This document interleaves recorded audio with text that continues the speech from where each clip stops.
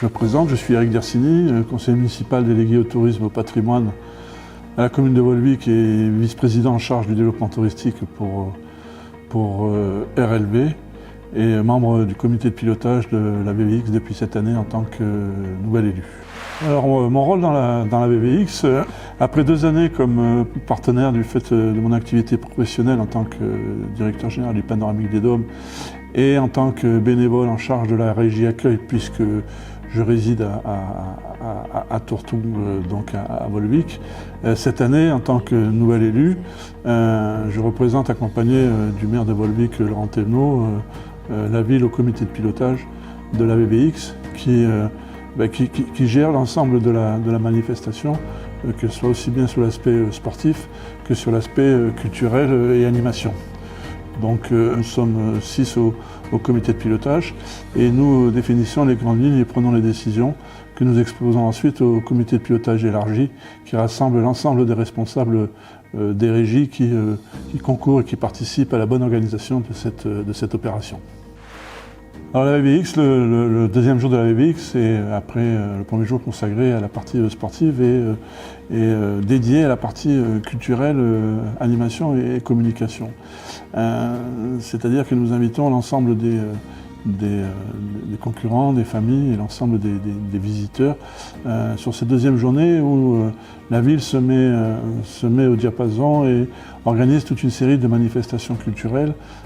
aussi bien pour les enfants, pour les ados, pour les adultes, voire pour les anciens, en occupant l'ensemble de la cité, les places, les rues, le centre-bourg étant fermé à la circulation. Et à travers l'ensemble de ces animations, cela donne une dynamique et cela permet d'avoir un concept particulier qui, à ma connaissance, n'existe pas à ce jour, hormis à Volvic, sur d'autres manifestations de ce type. Que signifie le mot vibrer de la VVX? Le mot vibrer de la VVX, à mon sens,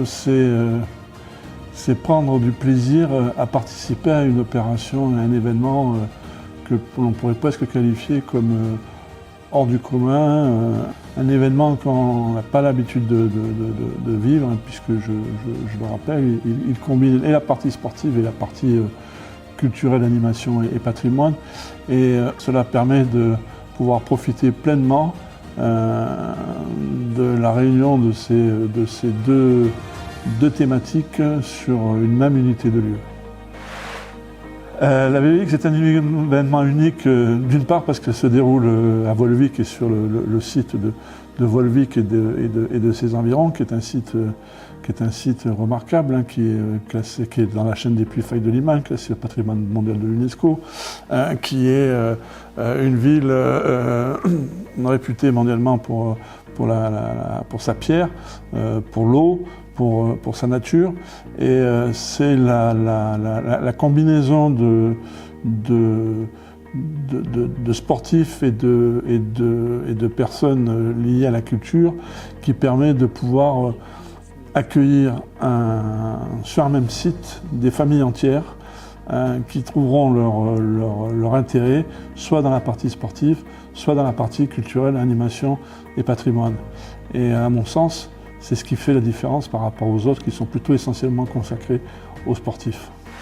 Alors une anecdote sur la VVX, elle remonte plutôt du temps où j'étais partenaire avec le Panoramique des Dômes. C'est de voir les coureurs arriver au sommet du Puy de Dôme sur les coups de 5h30, 5h45, 6h du matin et après, et où ils attendaient un buffet campagnard préparé par nos services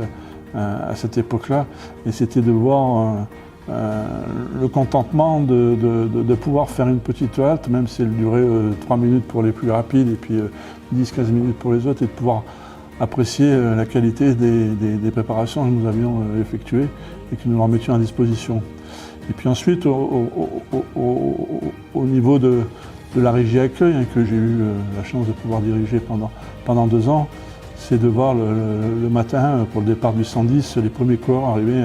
à 2h30, 3h moins le quart du matin, encore tout endormis, et qui répondaient quand même avec un sourire, un bonjour, au grand sourire, au grand bonjour et aux encouragements que leur donnaient les personnes gérer l'accès au niveau des parkings. Il y en aurait beaucoup d'autres, et je pense que peut-être qu'un jour il faudra faire un livre sur toutes les anecdotes de la BBX. Ça pourrait être très très intéressant.